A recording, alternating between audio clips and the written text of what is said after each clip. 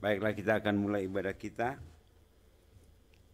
Sebelum kita pada saat ini kita akan memperingati perayaan Paskah. Ya, di sini ada nubuatan Yesaya, dikatakan dalam Yesaya pasal 53. Dikatakan di sini, siapa yang percaya kepada berita yang kami dengar dan kepada siapa tangan kekuasaan Tuhan dinyatakan, sebagai tarut yang tumbuh di hadapan Tuhan dan sebagai tunas dari tanah kering, ya tampak dan semaraknya pun tidak ada sehingga kita memandang dia, dan rupanya pun tidak sehingga kita menginginkannya. Ia dihina dan dihindari orang, seorang yang penuh kesengsaraan dan yang biasa menderita kesakitan. Ia sangat dihina sehingga orang menutup mukanya terhadap dia, dan bagi kita pun dia tidak masuk hitungan. Tetapi sesungguhnya penyakit kita yang ditanggungnya dan kesengsaraan kita yang dipikulnya. Padahal kita mengira dia kena tulah, dipukul dan ditindas Allah, tetapi dia tertikam oleh karena pemberontakan kita. Dia diremukkan oleh karena kejahatan kita. Ganjaran yang mendatangkan keselamatan bagi kita ditimpakannya kepadanya, dan oleh bilburnya kita menjadi sembuh. Ini adalah suatu pengorbanan Tuhan Yesus, di mana Tuhan Yesus telah berkorban untuk kita, untuk menebus dosa-dosa kita. Kita mau saat ini mengangkat satu pujian bagi Tuhan. Kita mau merenungkan bagaimana kasih Tuhan, Dia yang datang ke dunia untuk menebus dosa-dosa kita. Pada saat ini kita layaklah untuk memuji dan menyembah Dia. Kita mempersiapkan hati kita untuk sungguh-sungguh menaikkan pujian ini kepada Tuhan. Mari kita angkat pujian, Dia Yesus telah mati bagiku.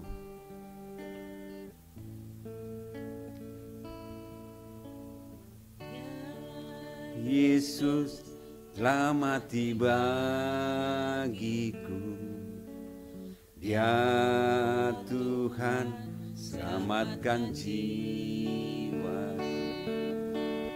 Bagi Dia pujianku tak dapat ku balas kasih-Nya. Dia angkatku jadi anaknya, beri damai di dalam hidupku. Bagi Dia sembahku, hanya Dia segalanya bagiku. Dia Yesus telah mati bagiku. Dia Yesus telah mati bagiku. Dia Tuhan selamatkan jiwaku. Bagi Dia pujianku, hanya balas kasih-Nya. Dia angkatku jadi anaknya, beri damai dalam hidup.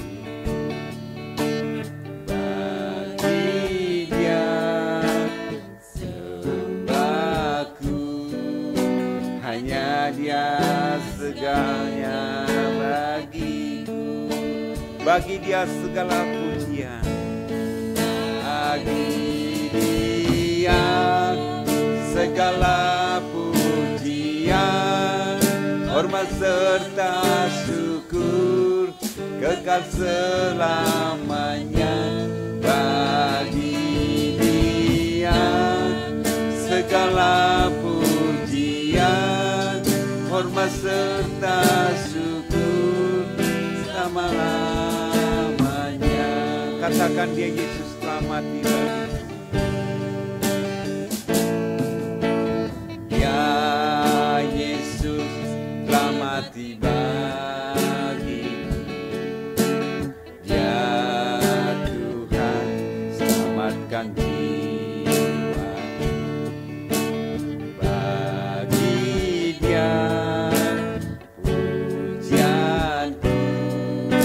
tak dapat ku balas kasih-Nya. Dia angkatku jadi anak-Nya, beri damai dalam hidup.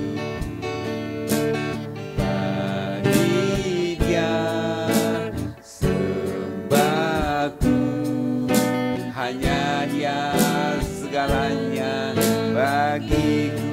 Katakan, bagi Dia segala pujian. Bagi Dia segala pujian, hormat serta syukur kekal selamanya. Bagi Dia segala pujian, hormat serta syukur selama-lamanya. Bagi Dia segala pujian. Bagi Dia segala pujian, hormat serta syukur kekal selamanya. Bagi Dia segala pujian, hormat serta syukur selama-lamanya. Katakan, bagi Dia segala pujian. Bagi Dia segala pujian, hormat serta syukur kekal selamanya. Bagi Dia segala pujian, hormat serta syukur selama-lamanya. Mari kita menyembah Dia. Terima kasih Tuhan, bagimu-lah segala pujian, bagimu-lah segala hormat kami, bagimu-lah segala kemuliaan Tuhan. Terima kasih Tuhan. Biarlah Tuhan juga yang menjamah kami satu persatu Tuhan, sehingga sungguh-sungguh kami menyembah Engkau Tuhan, karena hanya Engkaulah satu-satunya Tuhan kami. Engkau memberikan kehidupan-Mu kepada kami. Engkau telah mati di salib untuk menebus dosa-dosa kami Tuhan.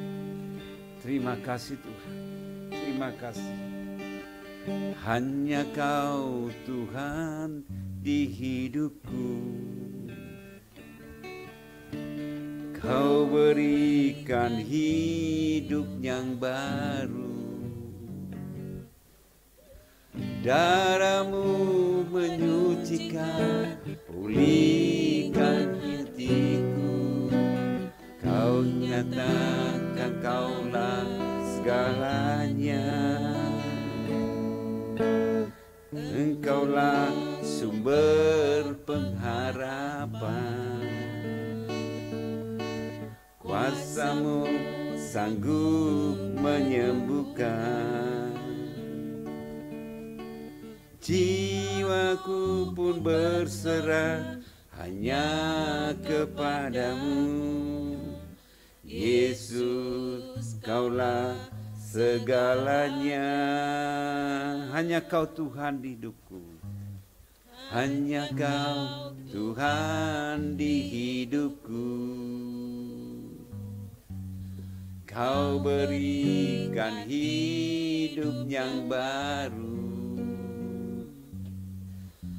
Darah-Mu menyucikan, pulihkan hatiku. Kau nyatakan Kaulah segalanya. Karena salib-Mu, karena salib-Mu, ku hidup. Karena salib-Mu, ku menang. Engkau berkuasa, sanggup untuk melakukan mujizat-Mu. Karena salib-Mu, ku hidup. karena salibmu ku menang. Engkau yang berkuasa, sanggup untuk memulihkan mujizatmu hidupku. Hanya Kau Tuhan di hidupku, hanya Kau Tuhan di hidupku.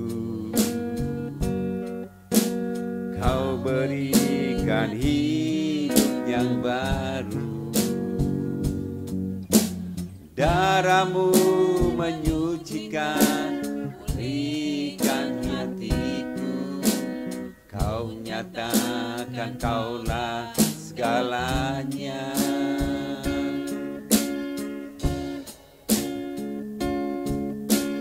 Engkaulah sumber pengharapan, kuasa-Mu sanggup menyembuhkan. Jiwaku pun berserah hanya kepadamu, Yesus, Kaulah segalanya. Karena salibmu, karena salibmu ku hidup, karena salibmu ku menang. Engkau yang berkuasa, sanggup untuk melakukan mujizatmu.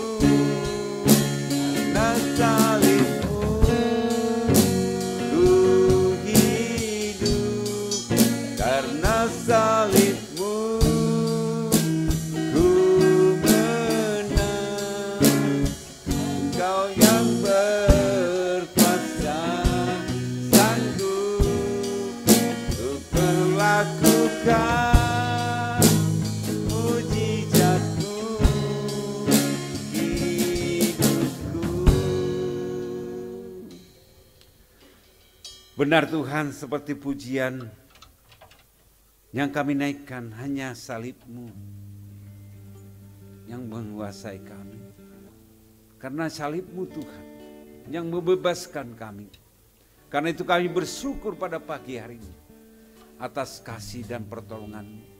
Kesempatan bagi kami untuk menaikkan pujian-pujian bagi Tuhan. Untuk menaikkan penyembahan kami kepada Tuhan. Biarlah segala pujian dan penyembahan kami ini menjadi dupa yang harum di hadapan Tuhan. Biarlah Tuhan Yesus Kristus yang memberkati ibadah ini dari pertama pertengahan sampai akhirnya.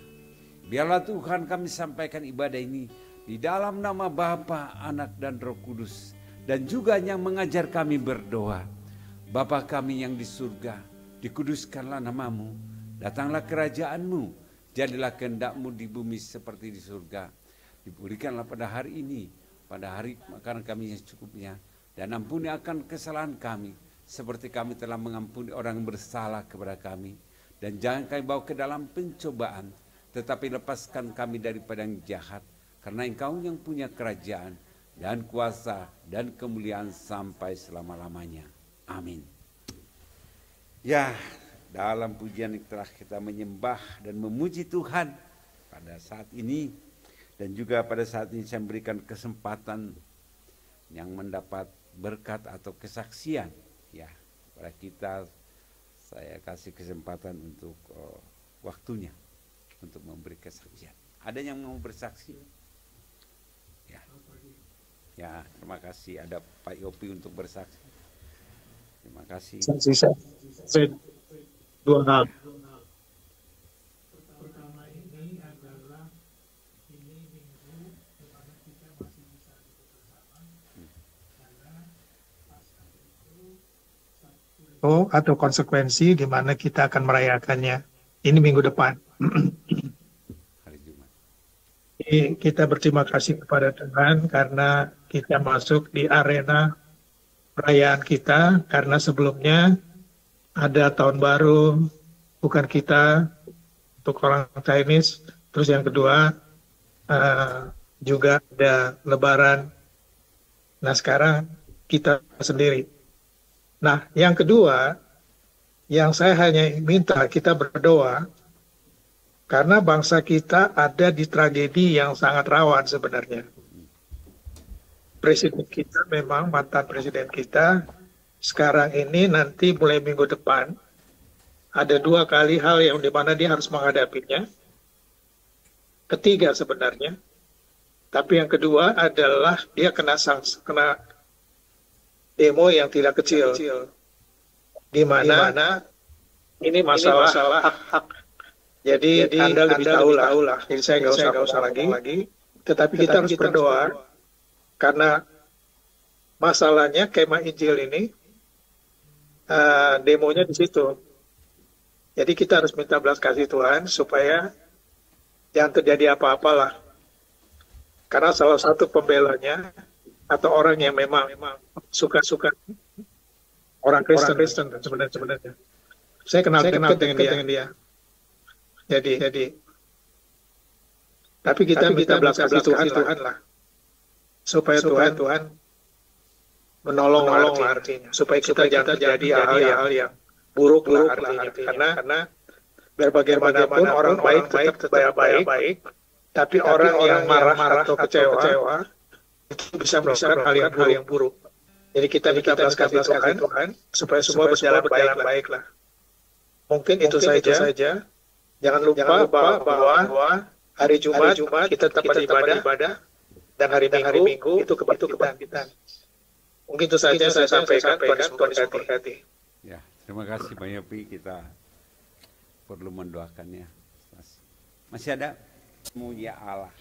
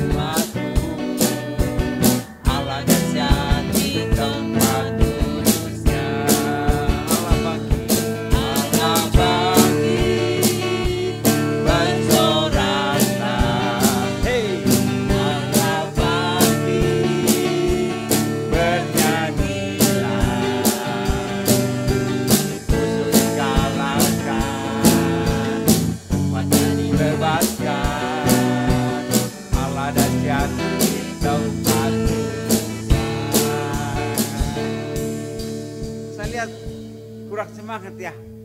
Kita telah dibebaskan oleh Tuhan, kita telah dipilih oleh Tuhan, sehingga kita harus semangat untuk menaikkan pujian ini. Kalau dikatakan di sana bersoraklah, kita bersorak. Ya, bangsa Israel bersorak pada saat ini tembok bisa runtuh. Ya, kita juga kita kerahkan supaya kita kebangkitan kematian Yesus untuk menghidup kita. Ya, kita angkat satu pujian ini lagi. Kerahkanlah kekuatan-Mu ya Allah.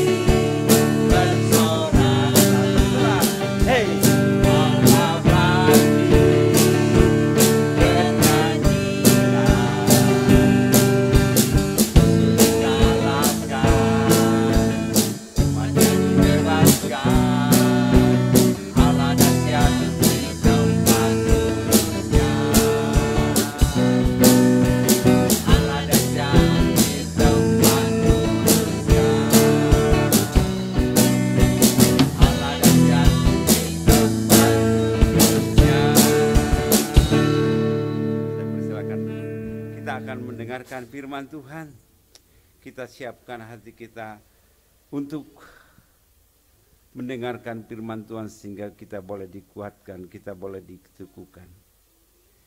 Kita angkat pujian firman-Mu berkata.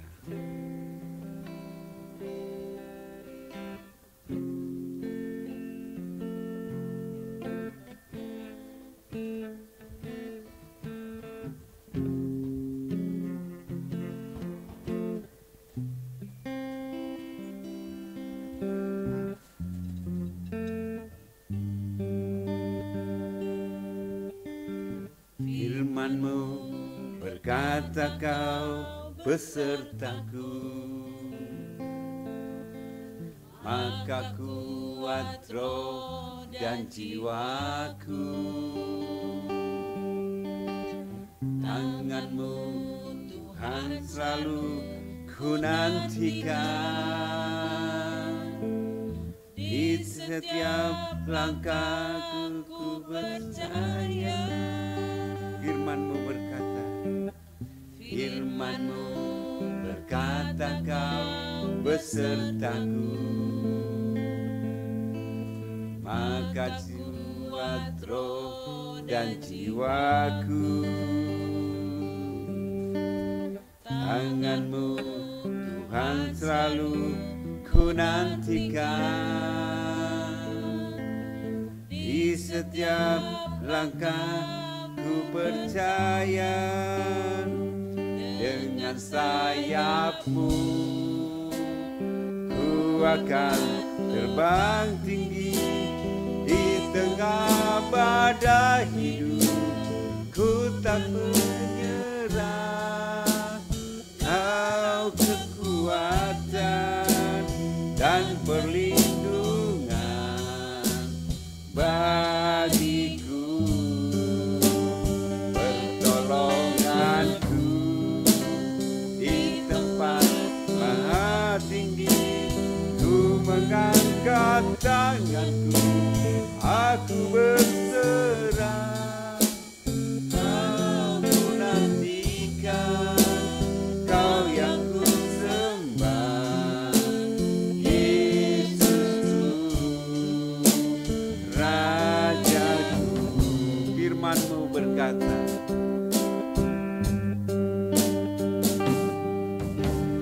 firman-Mu berkata Kau besertaku,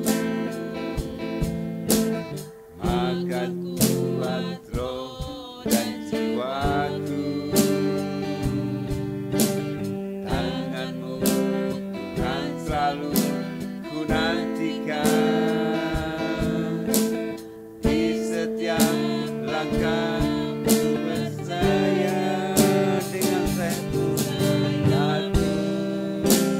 ku akan terbang tinggi, di tengah badai hidup ku tak menyerah. Kau kekuatan dan perlindungan bagiku, pertolonganku di tempat maha tinggi. Ku mengangkat tanganku, aku berserah. Kau ku nantikan, Kau yang ku sembah, Rajaku, Rajaku. Dengan sayap-Mu, dengan sayap-Mu ku akan terbang tinggi, ku tengah badai hidup ku tak menyerah. Kau kekuatan dan perlindungan bagiku, pertolonganku di tempat maha tinggi. Silakan pada mengangkat tangan.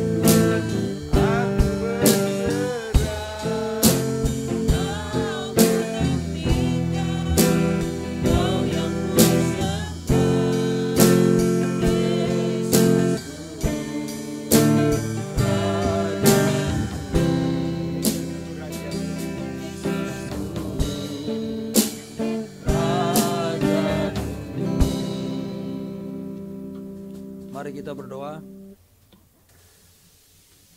Kami mengucapkan syukur kepada Tuhan karena Engkau baik. Kami bersyukur karena kebaikan-Mu.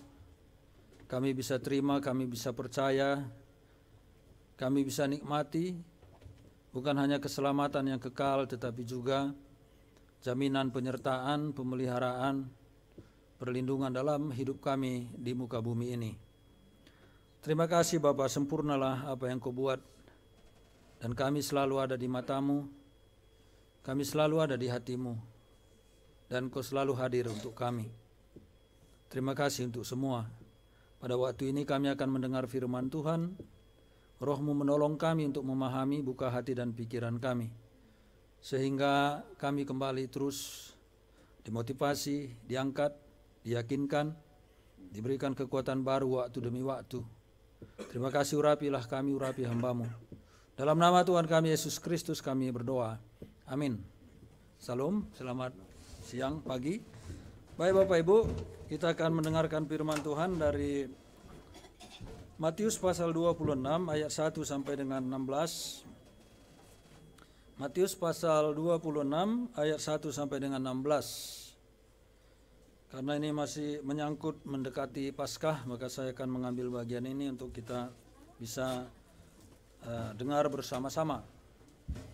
Demikianlah firman Tuhan dari Matius 26 ayat 1 sampai dengan 16.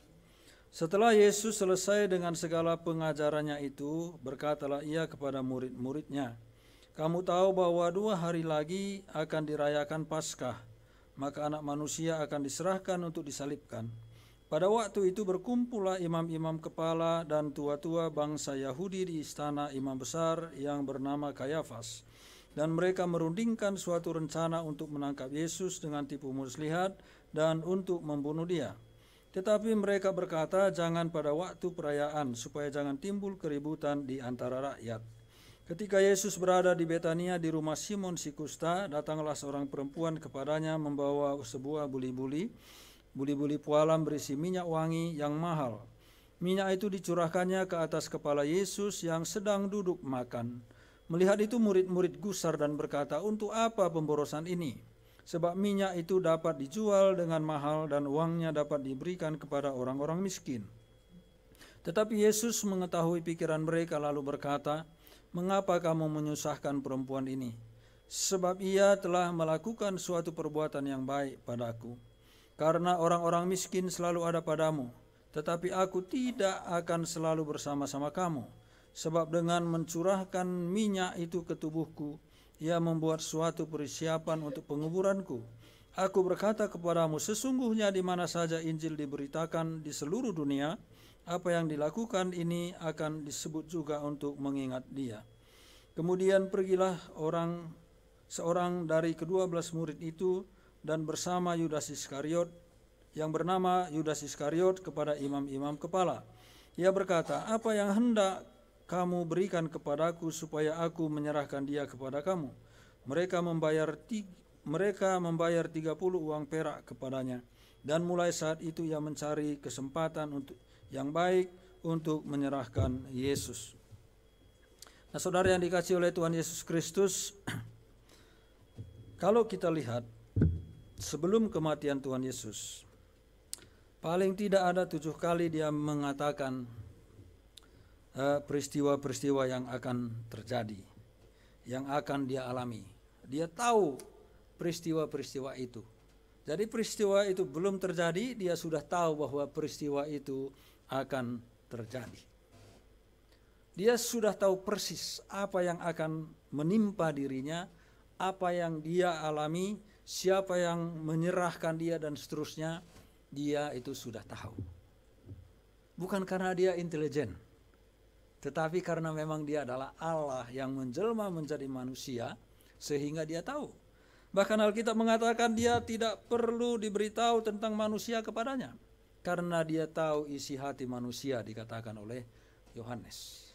Jadi dia tahu, Tuhan Yesus itu tahu. Dan itulah yang mengherankan saya. Kalau saya tahu akan ada masalah di depan, saya pasti mengelak. Kalau saya tahu ada persoalan di depan, saya akan berusaha supaya tidak melalui jalan itu. Tetapi Tuhan Yesus justru sebaliknya. Dia tahu itu yang akan terjadi, maka dia lanjut saja menjalani itu, walaupun konsekuensinya itu adalah kematian yang mengenaskan. Jadi sungguh berbeda dengan kita. Ya, dia tahu apa yang terjadi, dia tahu bahwa yang terjadi itu tidak akan enak, tetapi dia tetap memilih untuk menjalaninya, menempuhnya. Nah, ini yang dilakukan oleh Tuhan Yesus. Kenapa? Ini demi kita semua. Nah, karena itu Bapak Ibu, mari kita lihat di ayat yang di pasal yang ke-26, ayat yang kedua dikatakan begini. Kamu tahu bahwa 2 hari lagi akan dirayakan Paskah, maka anak manusia akan diserahkan untuk disalibkan. Jadi dia sudah tahu bahwa dia akan diserahkan untuk disalibkan. Diserahkan untuk disalibkan, dia sudah tahu itu. 2 hari lagi katanya, peristiwa itu akan terjadi. Bahwa dia akan mengalami itu 2 hari lagi. Itu dikatakan kepada murid-muridnya.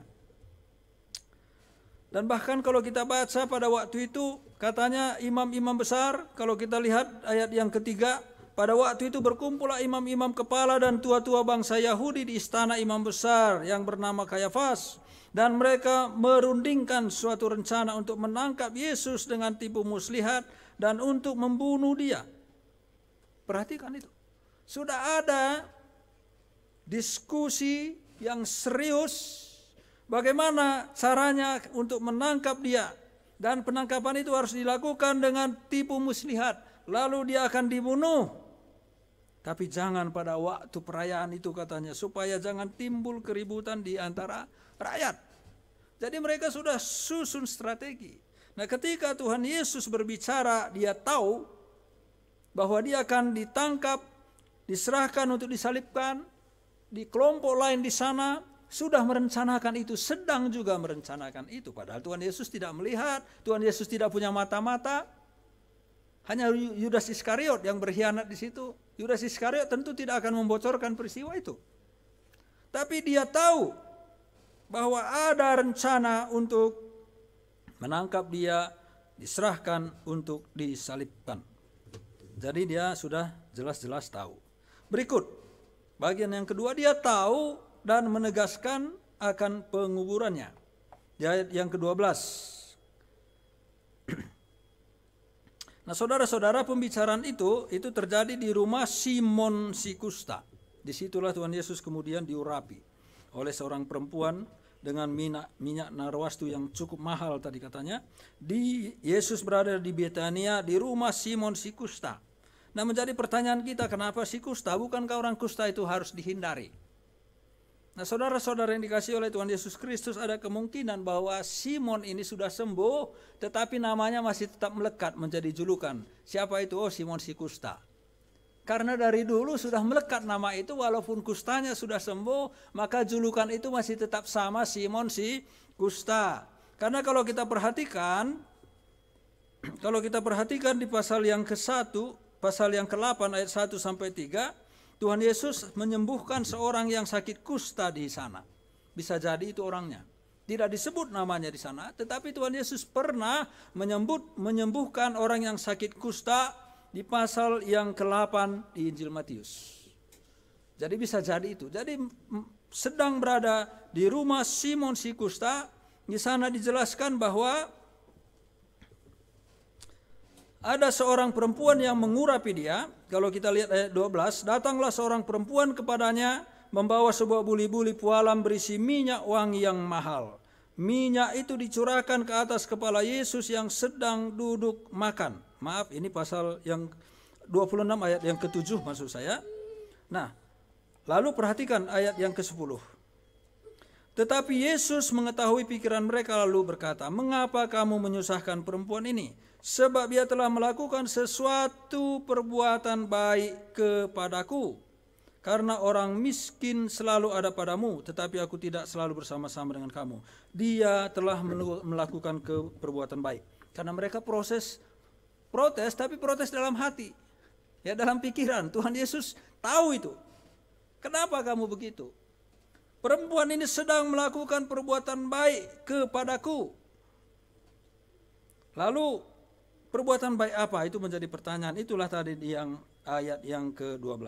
Sebab dengan mencurahkan minyak itu ke tubuhku, ia membuat suatu persiapan untuk penguburanku. Nah, jadi kalau kita lihat dari bagian ini, ketika dia diurapi, perempuan itu melakukan perbuatan baik, dan dia mengatakan bahwa perbuatannya itu mengurapi aku itu adalah persiapan untuk penguburanku. Jadi dia tahu bahwa dia akan mati, dia akan dikuburkan, itu dia sudah tahu. Masalahnya sekarang, bahwa ada kelompok-kelompok mengatakan Tuhan Yesus itu tidak mati disalibkan, dia tidak dikuburkan, dia itu tidak jadi disalibkan, digantikan oleh salah seorang. Ada orang yang menggantikannya. Tetapi Tuhan Yesus sendiri mengatakan bahwa dia akan ditangkap, dia akan disalibkan, dia akan dikuburkan.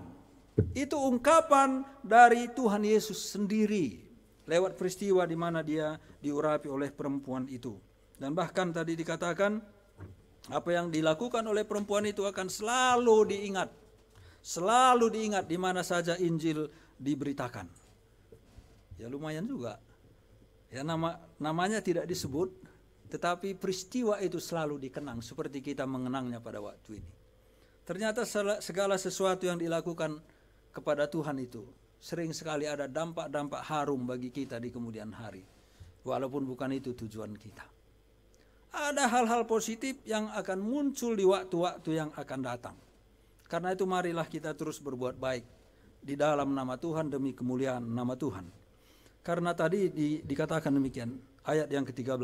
Aku berkata kepadamu, sesungguhnya di mana saja Injil diberitakan di seluruh dunia, apa yang dilakukannya ini akan disebut juga untuk mengingat dia. Sebetulnya dia tidak sadar tindakan itu. Tujuannya bukan itu. Tujuannya hanya mengurapi Tuhan Yesus Kristus. Tetapi dia tidak sadar bahwa pengurapan itu adalah untuk persiapan akan penguburan Tuhan Yesus Kristus. Dan apa yang dia lakukan itu mendapatkan sebuah pujian dari Tuhan Yesus sendiri. Dan itu dikenang ketika Injil diberitakan di mana-mana. Dia tidak sadar. Mungkin kita juga sering melakukan hal-hal positif. Kita tidak sadar bahwa itu sebetulnya perbuatan yang sedang kita lakukan itu adalah perbuatan yang hebat, yang dikenang orang, yang menolong orang. Mungkin bisa suatu ketika kita bertemu dengan orang lain, oh Bapak dulu yang tolong saya. Bagi kita itu mungkin kita sudah melupakan itu semua. Tetapi di dalam diri orang itu sangat membekas. Sangat membekas. Saya sering mengulang-ulang lagi ingat masa lalu. Hal-hal sepele. Terima kasih Tuhan, karena orang itu dulu pernah mengatakan ini kepada saya. Terima kasih Tuhan, karena orang itu dulu pernah membuat saya tersinggung. Nah, itu juga saya ingat tuh. Ternyata buat tersinggung itu baik juga dampaknya kemudian ke depan gitu ya. Hal-hal yang kelihatannya sepele, orang menolong kita hanya mengucapkan sesuatu yang positif. Bisa juga negatif, tapi yang positif itu kita kenang terus. Sehingga itu menguatkan kita. Dan apa yang kita lakukan, itu bisa saja akan dikenang oleh orang lain karena itu membekas untuk mengubah orang lain menjadi lebih baik. Atau itu bisa melegakan hati orang lain ketika dia berkomunikasi dengan kita dan itu dia akan kenang. Dan nama Tuhan dimuliakan di atas segala-galanya. Jadi saudara-saudara Bapak Ibu yang dikasihi oleh Tuhan Yesus Kristus, kalau Alkitab mengatakan jangan jemu-jemu berbuat baik, jangan jemu-jemu, lakukanlah. Walaupun mungkin pada waktu kita melakukannya seperti tidak ada apa-apanya, tidak ada dampaknya. Mungkin kadang ada perlawanan, rasa curiga dan seterusnya. Tetapi suatu waktu, hal itu bisa akan membawa kebaikan bagi kita dan bagi orang lain. Nah saudara yang dikasihi oleh Tuhan Yesus Kristus, jadi dia tahu bahwa dia itu pasti akan dikuburkan. Itu dia tegaskan sendiri. Jadi tidak benar kalau Tuhan Yesus itu tidak mati disalib. Itu tidak benar. Karena dia dikubur. Masa dikuburkan hidup-hidup? Ada juga yang mengatakan begitu. Waktu dikuburkan itu dia belum mati sebenarnya katanya. Jadi waktu dia di dalam kubur itu dia akhirnya pulih kembali, bangkit dengan sendirinya. Itu kan tidak masuk akal Bapak Ibu. Kenapa saya katakan tidak masuk akal? Karena dia itu sudah disesah, dicambuk sampai sobek-sobek, disuruh mikul salib, sepanjang malam begadang, kan begitu. Lalu disalib itu lama. Darahnya itu sudah terkuras, bayangkan pasti sudah terkuras. Lalu dibilang ya sekarat, apa masih bisa hidup? Dia ngambil darah dari mana? Terus bagaimana dia bisa kabur, mendorong batu itu? Kalau dia memang hidup dan keluar, tidak mungkin itu. Tidak masuk akal. Orang yang sudah hampir kehabisan darah, walaupun dia hidup lagi, gimana dia bisa bangkit? Dia dorong itu, luka-lukanya masih parah semua. Kakinya masih luka, tangannya masih luka, punggungnya masih luka, kepalanya masih luka. Gimana dia bisa menggulingkan batu itu untuk keluar? Itu sesuatu yang mustahil. Tapi betul-betul bahwa dia dikuburkan, dia kemudian bangkit. Lalu yang ketiga, dia tahu waktunya hampir tiba. Saya akan baca di ayat yang ke-17 dan 18. Pada hari pertama dari hari raya roti tidak beragi, datanglah murid-murid Yesus kepadanya dan berkata, di mana engkau menghendaki kami mempersiapkan perjamuan Paskah bagimu? Jawab Yesus, pergilah ke kota kepada si Anu dan katakan kepadanya, pesan guru, waktuku hampir tiba. Di dalam rumahmu lah aku mau merayakan Paskah bersama-sama dengan murid-muridku. Waktuku hampir tiba. Dia tahu. Tadi dia tahu bahwa dia akan ditangkap, dia akan disalibkan, dia tahu bahwa dia akan dikuburkan. Tapi juga dia tahu waktunya itu akan tiba, sudah dekat. Ya. Waktunya hampir tiba, tidak lama lagi. Karena ini hari di mana mereka akan mengadakan Paskah. Lalu malam itulah, setelah itu dia ke Getsemane, di Getsemane itulah dia ditangkap. Jadi betul hampir tiba, ya pada hari yang sama. Oh beda ya, karena Yahudi itu kalendernya perhitungan waktunya itu sore. Ya, jam 6 ke sana udah berganti hari. Kalau kita kan tengah malam jam 12. Itu perbedaan waktu di situ. Nah, saudara yang dikasihi oleh Tuhan Yesus Kristus, dan dikatakan itu hari raya roti tidak beragi. Waktunya pas sekali. Karena roti tidak beragi itu di mana bangsa Israel memperingati Paskah. Waktu itu Tuhan menyuruh kalian bakar roti tapi tidak boleh beragi, kalian harus pergi dengan buru-buru. Dan roti tidak beragi itu selalu diperingati. Selalu diperingati sebagai Paskah, di mana Tuhan menyelamatkan bangsa Israel dari perbudakan di tanah Mesir. Dan ini peristiwanya, Yesus itu kemudian menjadi roti yang dia mengatakan, inilah tubuhku yang dipecah-pecahkan bagi kamu. Jadi dia tahu bahwa waktunya itu sudah dekat. Ya, ini sebelum Paskah, sebelum dia ditangkap. Lalu kita lihat lagi, kalau di Yohanes pasal yang ke-12 ayat 1 dan 22 sampai 24. Katanya begini, tetapi Yesus menjawab mereka, katanya, telah tiba saatnya anak manusia dimuliakan. Aku berkata kepadamu, sesungguhnya jikalau biji gandum tidak jatuh ke dalam tanah dan mati, ia tetap satu biji saja. Tetapi jika ia mati, ia akan menghasilkan banyak buah. Jadi dijelaskan di situ bahwa dia akan mati juga, tetapi waktunya itu sudah tiba, telah tiba atau mendekati tiba. Lalu di pasal yang ke-17 ayat yang ke-1. Ini kalau yang kita baca tadi ayat di ayat 1 dikatakan 6 hari sebelum Paskah.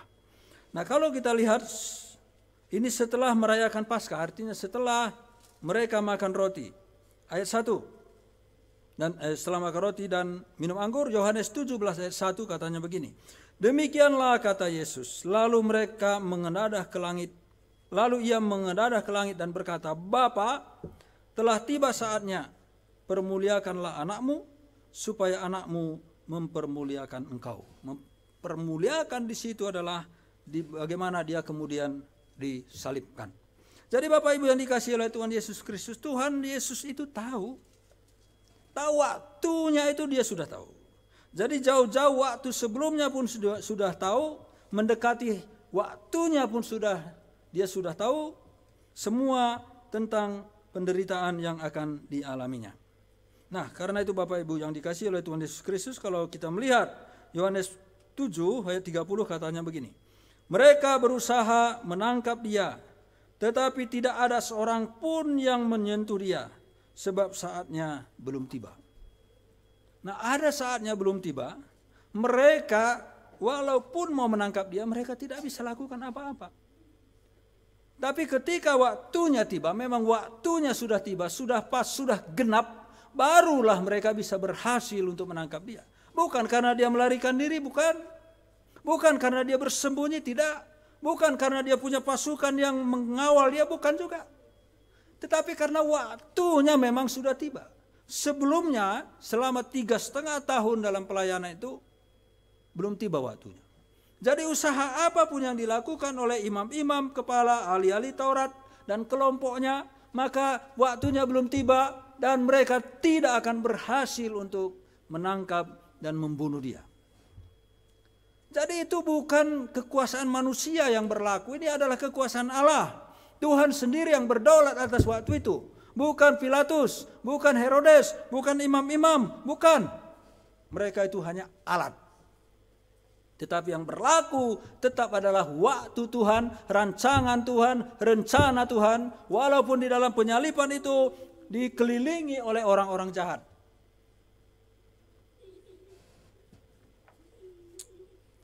Jadi Tuhan Yesus tahu waktunya hampir tiba. Tahu juga waktunya belum tiba. Maka kemudian dia ditangkap lalu disalibkan.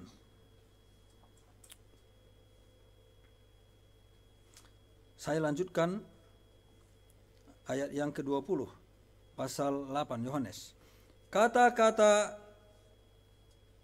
Kata-kata itu dikatakan Yesus dekat perbendaharaan waktu ia mengajar di dalam bait Allah. Dan tidak seorang pun yang menangkap dia karena saatnya belum tiba. Ini di bait Allah. Tidak ada yang nangkap karena waktunya belum tiba. Jadi ini bukan karena kekuatan ahli-ahli Taurat, bukan karena kekuatan imam-imam, bukan karena kekuatan massa, bukan. Tetapi karena waktu itu adalah waktunya Tuhan. Jadi tidak ada yang bisa mengubah apapun. Yang keempat, Tuhan Yesus tahu atau dia tahu orang yang akan menyerahkannya. Ayat 19 sampai 25 itu ada ceritanya di sana. Nah, Bapak Ibu, kalau kita lihat malam sebelum penangkapan, ayat 19 saya baca ya. Lalu murid-muridnya melakukan seperti yang ditugaskan Yesus kepada mereka, ini mempersiapkan Paskah itu, dan mempersiapkan Paskah. Setelah hari malam, Yesus duduk makan bersama-sama dengan ke-12 murid itu. Dan ketika mereka sedang makan, ia berkata, "Aku berkata kepadamu sesungguhnya, seorang di antara kamu akan menyerahkan aku," dan seterusnya. Dan kemudian kita tahu bahwa orang itu adalah Yudas Iskariot. Jadi dia tahu juga siapa yang menyerahkan dia. Dulu waktu memilih murid-murid dia bilang, "Aku memilih kamu yang 12 ini. Tapi ada salah satu di antara kamu iblis," kata Tuhan. Dia udah tahu tuh. Dia sudah tahu Yudas Iskariot sejak awal dia sudah tahu. Tetapi saya heran kenapa dipilih, gitu ya. Tapi itulah dia menawarkan kasih kepada semua orang, kesempatan kepada semua orang. Entah orang itu mau taat atau memberontak, Tuhan Yesus tidak peduli. Karena tujuannya adalah untuk mengasihi, untuk berkorban bagi manusia berdosa. Kalau saya nggak akan saya pilih kalau saya tahu dia berkhianat. Coba aja Bapak Ibu lihat perusahaan kalau Bapak Ibu melamar pekerjaan, kan syaratnya banyak gitu. Ada lagi surat kelakuan baik dari kepolisian itu kan. Ada itu. Nah kenapa? Ya karena orang takut. Tapi Tuhan Yesus tahu bahwa Yudas itu akan berkhianat, tetapi dia tetap pilih. Dia beri kesempatan yang sama kepada mereka. Dia rangkul dia dengan cara merangkul yang sama terhadap dengan murid-murid yang lain. Dia berikan pengajaran-pengajaran yang sama. Mereka menyaksikan mujizat-mujizat yang sama. Mereka mengalami pengalaman yang hampir seluruhnya sama. Tuhan Yesus tidak membeda-bedakan. Bahkan dia dipilih jadi bendahara. Luar biasa itu ya. Udah tahu penipu masih dipercayakan jadi bendahara. Bayangkan itu. Tapi itulah Tuhan Yesus bagaimana dia berusaha mengasihi semua orang, diberikan kesempatan kepada semua orang. Tapi tanggapan orang itu berbeda-beda. Jadi dia tahu bahwa Yudas Iskariot itu akan melakukan itu. Harusnya kalau saya singkirkan itu. Saya singkirkan, buang jauh-jauh nih. Bahaya nih Yudas Iskariot akan merusak hidup saya ke depan ini. Tapi Tuhan Yesus enggak gitu ya. Bahkan Tuhan Yesus mengatakan, lakukanlah apa yang kau mau lakukan. Kalau Bapak Ibu baca Alkitab, dia katakan itu, lakukanlah apa yang kamu mau lakukan. Yudasnya malah bukan insaf, dilakukan beneran gitu ya. Kalau saya udah mundur, saya ketahuan nih kan gitu. Yudasnya tidak. Jadi Bapak Ibu, bagaimana nasib Yudas? Itu kan menjadi pertanyaan. Nah saudara-saudara, dia tahu. Tapi perhatikan bagaimanakah nasib Yudas. Ayat 24b. Akan tetapi celakalah orang yang olehnya anak manusia itu diserahkan. Adalah lebih baik bagi orang itu sekiranya ia tidak dilahirkan. Celakalah ia. Orang sering bertanya, Yudas ke surga atau ke neraka? Dia itu kan murid Yesus. Tapi ini jawabannya. Celakalah dia.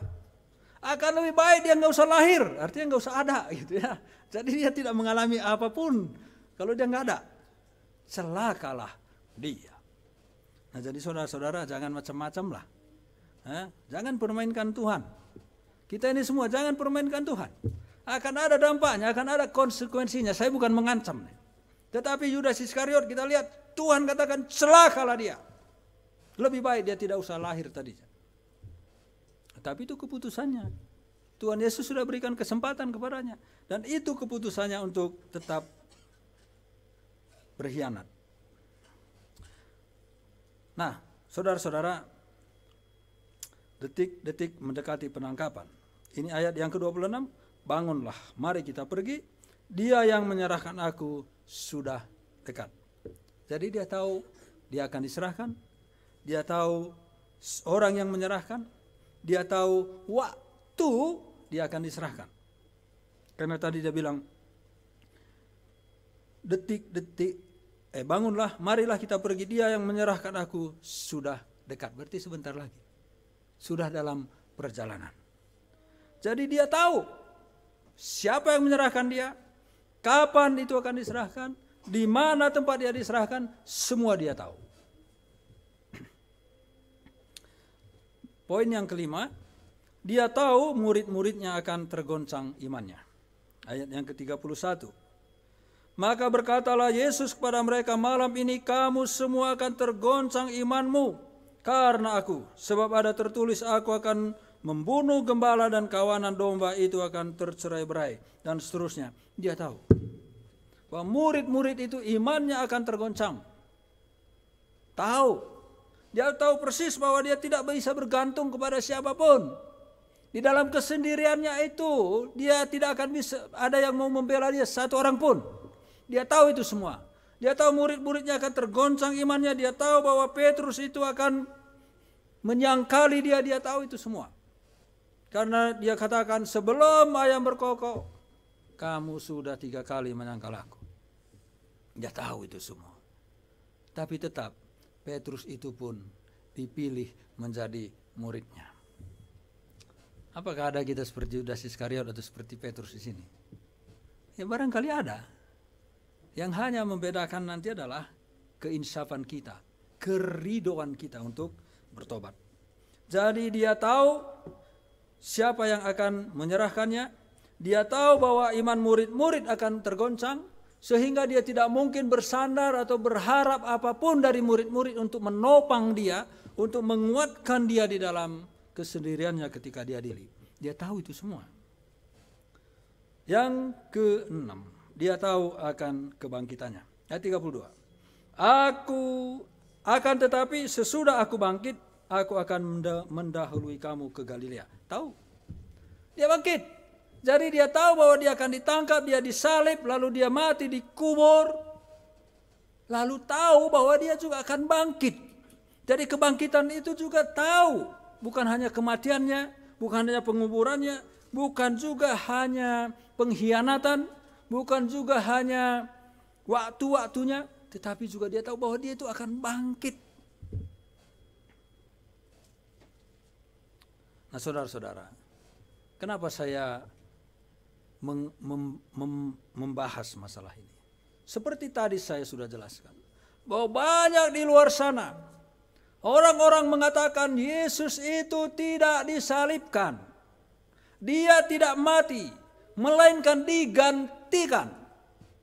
Bukan dia yang disalibkan, tapi ada orang lain yang kemudian menyerupai dia yang disalibkan. Tetapi Alkitab mengatakan, dan ini keluar dari mulut Tuhan Yesus sendiri, bahwa dia tahu semua peristiwa itu. Dia tahu tentang penangkapannya, dia tahu tentang penguburannya, dia tahu tentang kebangkitannya. Maka dari bagian yang kita bahas ini, mematahkan semua pandangan orang-orang yang skeptis, yang menolak kebenaran akan penyaliban demi pengampunan dosa manusia. Jadi kita tetap berpegang kepada salib, apapun kata orang. Karena apa yang terjadi adalah peristiwa-peristiwa yang memang harus terjadi untuk manusia yang berdosa. Inilah yang kita lihat ayat 26 ayat 2 sampai 28, ini selalu kita lakukan di perjamuan kudus. Dan ketika mereka sedang makan, Yesus mengambil roti, mengucap berkat, memecah-mecahkannya, lalu memberikannya kepada murid-muridnya dan berkata, ambillah, makanlah, inilah tubuhku. Sesudah itu ia mengambil cawan, mengucap syukur, lalu memberikannya kepada mereka dan berkata, minumlah kamu semua dari cawan ini, sebab inilah darahku, darah perjanjian yang ditumpahkan bagi banyak orang untuk pengampunan dosa. Jadi dia harus mati dengan tujuan untuk pengampunan dosa. Waktu saya pelayanan waktu itu, ada satu keluarga lagi di teras, saya datang silaturahmi. Lalu saya berkenalan, sebagian sudah saya kenal, tetapi sebagian besarnya belum. Kami bercakap-cakap, saya didesak untuk makan, saya makan di sana. Lalu di teras itu saya ngobrol dengan mereka tentang yang umum-umum saja, mereka semua senang, nimbrung. Lalu saya mulai masuk kepada Injil, mulai berpergian, tinggal 2 orang. Dari yang tadinya ada 6 orang atau 5 atau 6 orang. Pertama tinggal 3 orang, kemudian tinggal 2 orang. Nah, salah seorang ini, dia memang Katolik, keluarga Katolik. Saya bertanya tentang keselamatan, dia masih muda, umur 27, ya, mekanik di sebuah bengkel. Saya tanya soal berpacaran. Oh iya, katanya ada beda iman. Beda iman. Lalu dalam pembicaraan itu saya tangkap, dia katakan, kan ya semua sama saja Pak. Nah dia sama bapaknya di situ. Lalu saya jelaskan, tidak sama. Tidak sama. Kita punya juru selamat Tuhan Yesus. Dia mau mati disalibkan demi dosa-dosamu, dia datang dari surga meninggalkan surga itu demi dosa kita semua. Tidak sama. Saya jelaskan kembali Injil di situ. Dan Tuhan Yesus mengatakan, akulah jalan kebenaran dan hidup. Tidak seorang pun yang datang kepada Bapa kalau tidak melalui aku. Dari situ kita tahu, saya bilang tidak sama. Karena itu teguhlah imanmu, peganglah imanmu. Dan bapaknya membenarkan itu, ternyata bapaknya lebih paham daripada anaknya. Ya saya jelaskan itu kembali. Nah saudara-saudara, kenapa Tuhan Yesus mati disalibkan? Di situ dikatakan untuk pengampunan dosa. Tidak sama dengan kepercayaan dimanapun di muka bumi ini. Hanya Yesus Kristus Allah kita itu yang datang bertindak dari surga sana menyelamatkan umat manusia yang berdosa. Hanya Tuhan Yesus satu-satunya dia mengorbankan dirinya untuk pengampunan dosa kita. Karena dia mengasihi kita semua. Jadi jangan katakan sama semua agama. Oke. Kita bisa katakan agama mengajarkan surga, mengajarkan neraka, mengajarkan kebaikan Allah, mengajarkan penghukuman Allah, punya kitab suci, punya nabi. Tetapi hanya di dalam kekristenan yang punya juru selamat, di mana juru selamatnya itu Allah sendiri, datang dari surga, mati, disalibkan, dikuburkan, bangkit pada hari yang ketiga, demi menyelamatkan orang berdosa. Itulah tujuan dari kematian Tuhan Yesus Kristus itu sendiri. Karena itu Bapak Ibu yang dikasihi oleh Tuhan Yesus Kristus, Di ayat yang ke-24a dikatakan, anak manusia memang akan pergi sesuai dengan yang ada tertulis tentang dia. Jadi kematian itulah penggenapan dari nubuatan, sesuai dengan yang tertulis tentang dia. Jadi itu bukan acak-acak peristiwa yang terjadi dengan sembarangan, tetapi adalah peristiwa di mana Allah merancang kedatangan Tuhan Yesus Kristus ke dunia ini untuk menyelamatkan manusia yang berdosa. Jadi kesimpulannya, Tuhan Yesus tahu kapan saat kematiannya akan tiba, tahu akan penguburannya, tahu akan kebangkitannya, dan siapa yang akan mengkhianatinya dan bagaimana cara dia akan mati. Dia tahu itu semua. Dan iman murid-muridnya itu juga dia tahu akan goncang, juga dia tahu bagaimana nanti sikap murid-muridnya. Kematiannya dan kebangkitannya adalah untuk menggenapi yang tertulis. Jadi saudara-saudara, Tuhan Yesus benar-benar mati, dikuburkan dan dibangkitkan atau bangkit. Itu bukan hoax, bukan pemalsuan kisah, bukan pemalsuan orang. Tujuan kebangkitannya adalah ayat yang ke-28 di bagian pembacaan kita tadi. Sebab inilah darahku, darah perjanjian yang ditumpahkan bagi banyak orang untuk pengampunan dosa. Jadi kita memuji Tuhan karena Dia begitu mengasihi kita, walaupun mungkin kita kadang bersikap seperti Yudas Iskariot, bisa juga kita bersikap seperti Petrus, bisa juga kita bersikap seperti murid-murid lain yang temperamental seperti Yohanes. Tetapi Tuhan tetap menerima kita. Dia sudah berkorban mati disalibkan bagi kita, supaya kita juga bisa seperti perempuan yang mengurapi kepala Yesus, yang selalu melakukan kebaikan-kebaikan demi nama Tuhan kita Yesus Kristus. Mari kita berdoa. Terima kasih Tuhan, kami bersyukur karena sudah mendengar firman-Mu. Engkau tahu, Engkau akan disalibkan. Engkau tahu, Engkau akan mati dan bangkit. Engkau tahu siapa yang berkhianat. Engkau tahu segala sesuatu yang akan menimpa dirimu dan bagaimana keadaan murid-murid-Mu. Tapi semua Engkau rela lakukan, karena Engkau mau kami mendapatkan pengampunan dosa melalui korban-Mu di kayu salib. Terima kasih untuk kebaikan-Mu. Dan biarlah kami juga Tuhan menolong menjadi orang yang belajar untuk melakukan kebaikan. Sama seperti perempuan walaupun tidak tertulis namanya, dia mengurapi kepala Yesus. Dan biarlah kami menjadi orang-orang juga yang punya inisiatif untuk melakukan hal-hal yang baik, hal-hal yang benar, khususnya untuk mengabarkan Injil Tuhan dalam kehidupan kami sehari-hari. Terima kasih Bapa, Roh-Mu menolong kami untuk terus menghayati pengorbanan-Mu di kayu salib, agar kami semakin mengasihi Tuhan dan rela dan semakin rela untuk berkorban bagi kerajaan Allah. Di dalam nama Tuhan kami Yesus Kristus kami berdoa. Amin.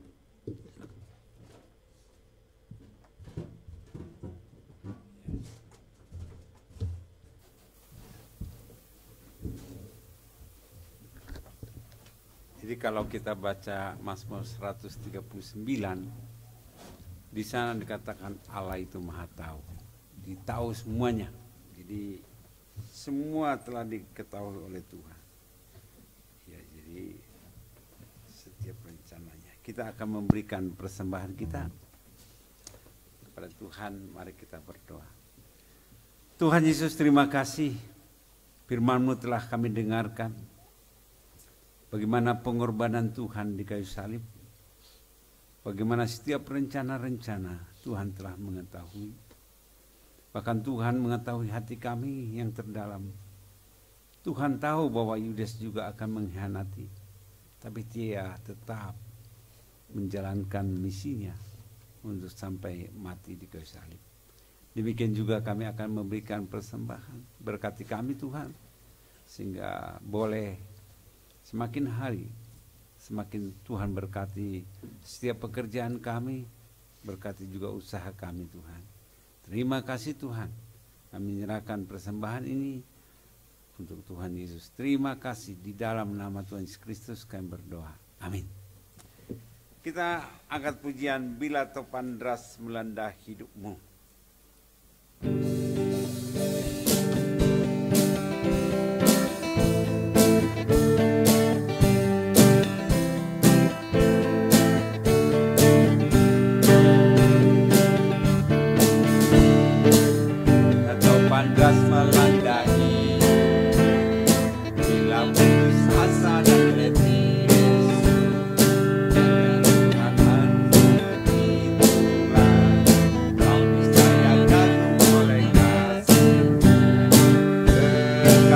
Tuhan, mari hitunglah kau oleh kasih-Nya.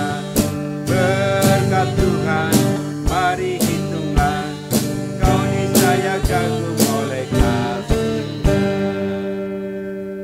Kita akan mendengarkan warta jemaat. Ya, saya persilakan yang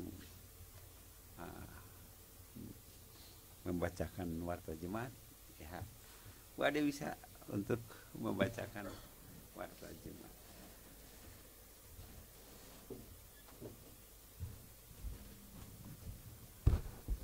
Ya, terima kasih untuk Pendeta Nelson.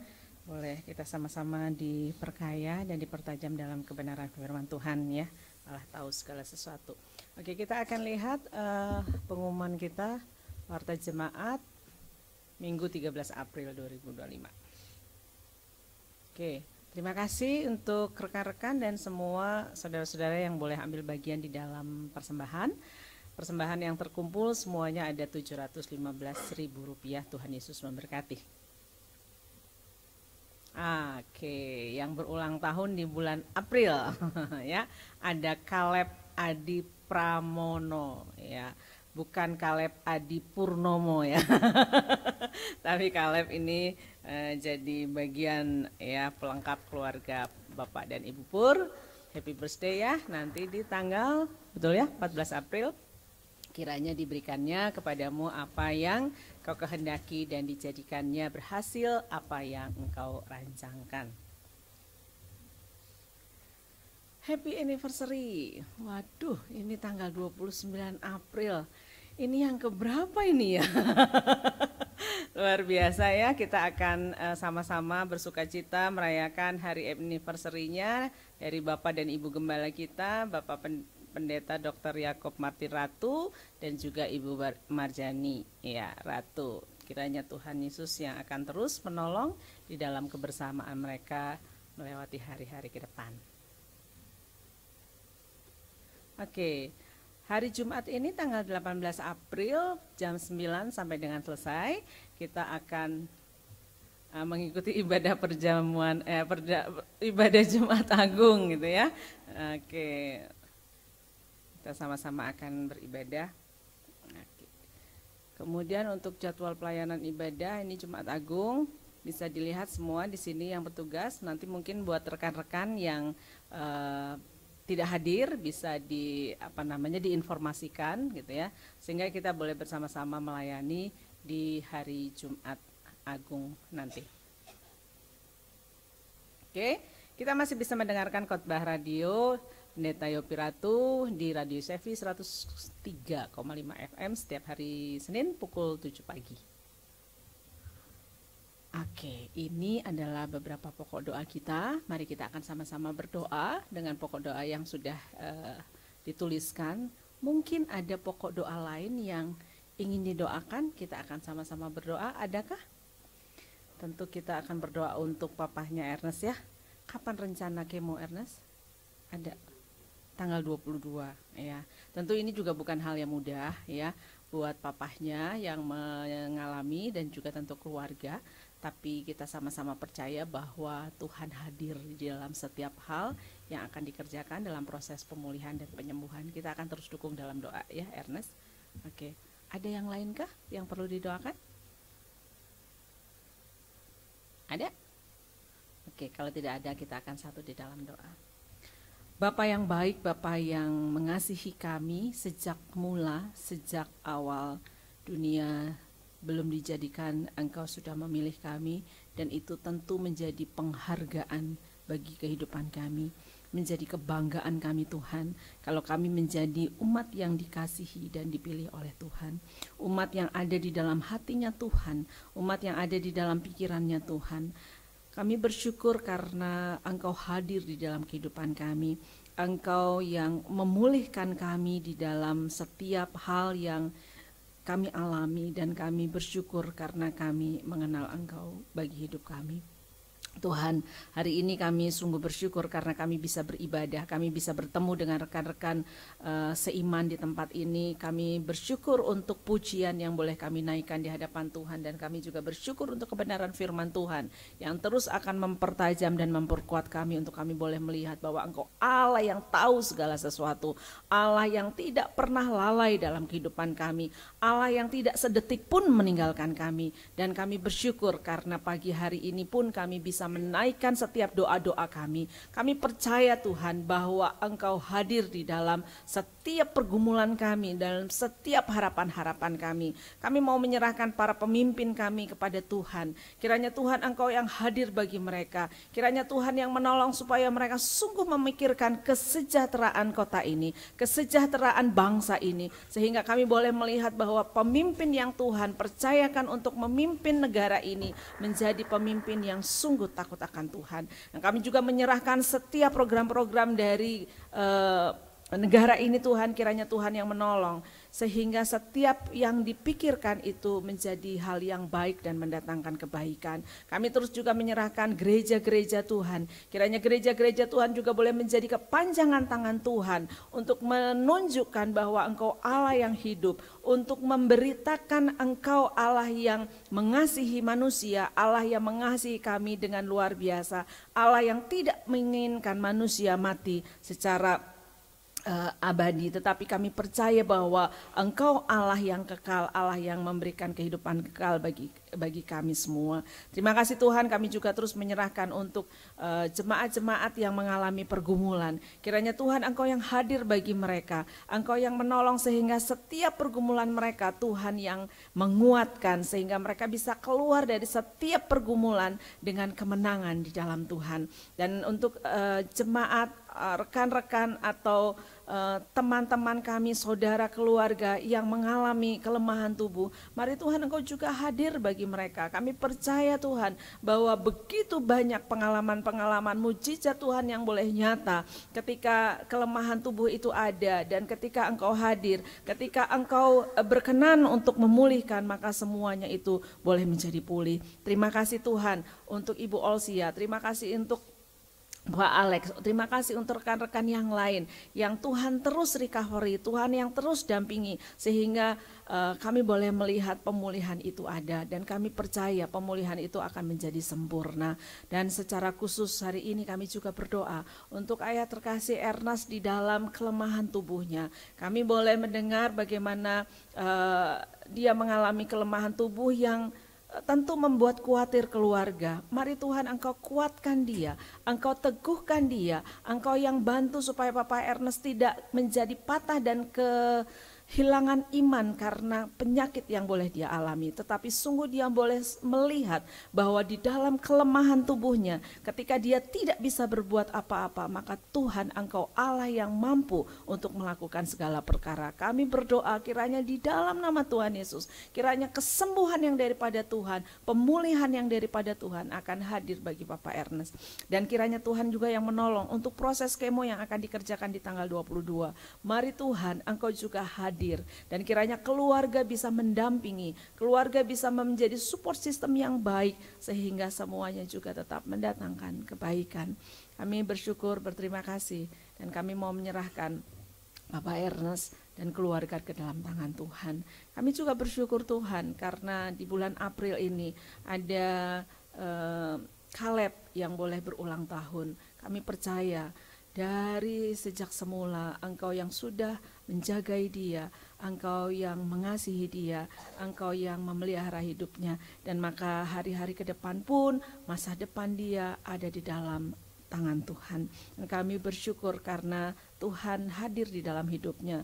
Mari Tuhan Engkau yang terus memberikan kekuatan kesehatan bagi dia, sehingga di dalam pertambahan usia dia boleh semakin tajam melihat kebaikan Tuhan atas hidupnya, dan dia boleh semakin bersuka cita karena ada Tuhan di dalam hidupnya. Terima kasih Tuhan, apapun yang dikerjakan oleh Caleb kiranya boleh berhasil karena ada Tuhan yang terus mendampingi dia.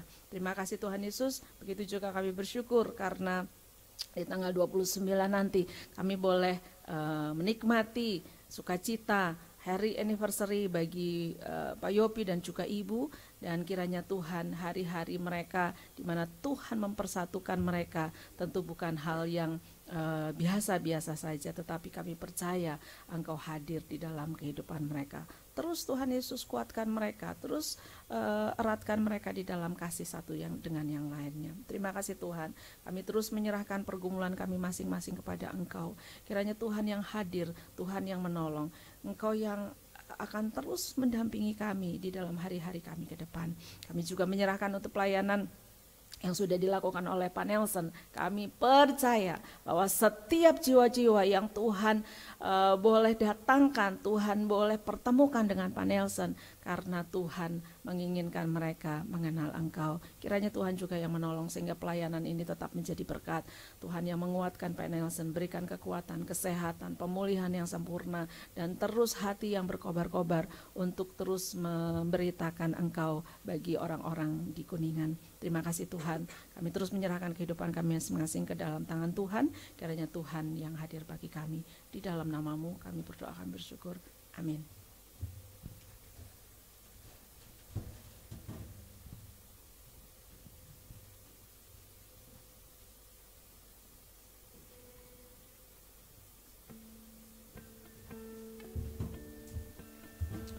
Jemaat Tuhan, saya undang kita semua bangkit berdiri. Sebelum kita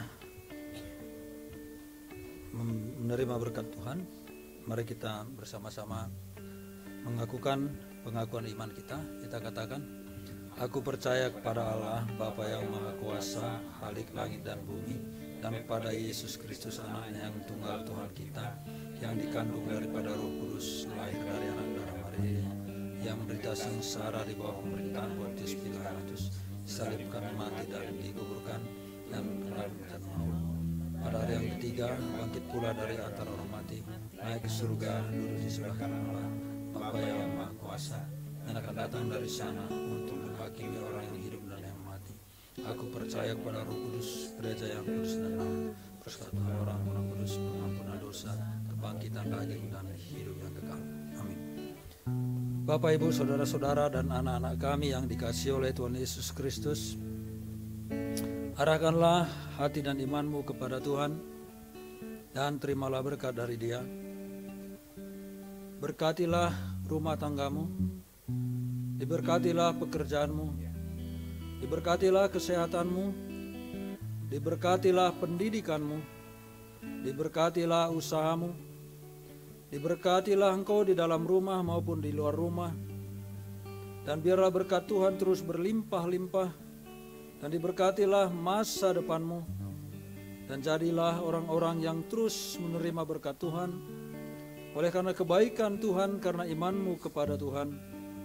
Dan biarlah berkat-berkat ini tercurah terus menerus, tak akan pernah berhenti.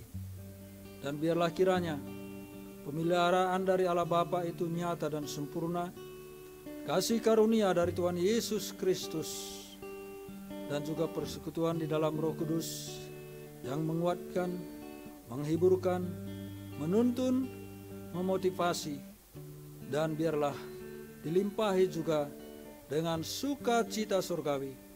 Hari lepas hari berkat ini tercurah sampai Tuhan datang kembali. Maranatha. Amin.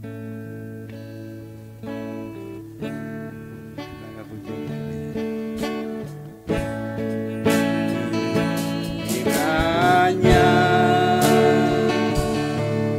Engkau memberkati aku berlimpah-limpah,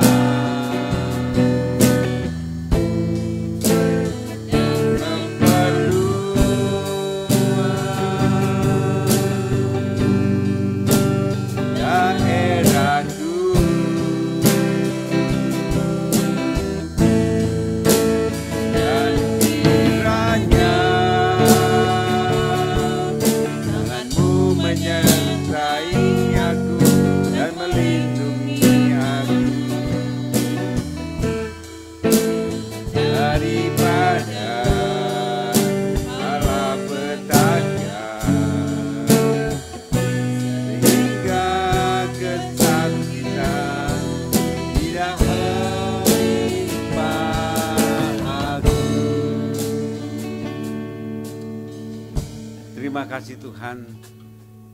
Biarlah Tuhan juga yang menolong kami sehingga pada saat kami undur dari tempat ini, Tuhan juga memberikan keselamatan bagi kami. Dan juga berkat-berkat yang Tuhan berikan, makanan dan minuman Tuhan berkati juga. Tuhan kuduskan menjadi kekuatan dalam hidup kami. Di dalam nama Tuhan Yesus Kristus kami berdoa. Amin. Silakan duduk. Berdoa.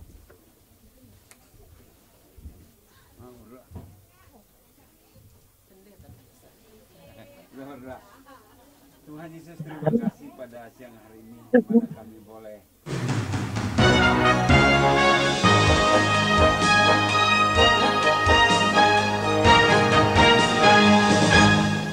pujian dan syukur kami panjatkan di dalam nama Yesus Kristus kami berdoa. Amin. Terima kasih.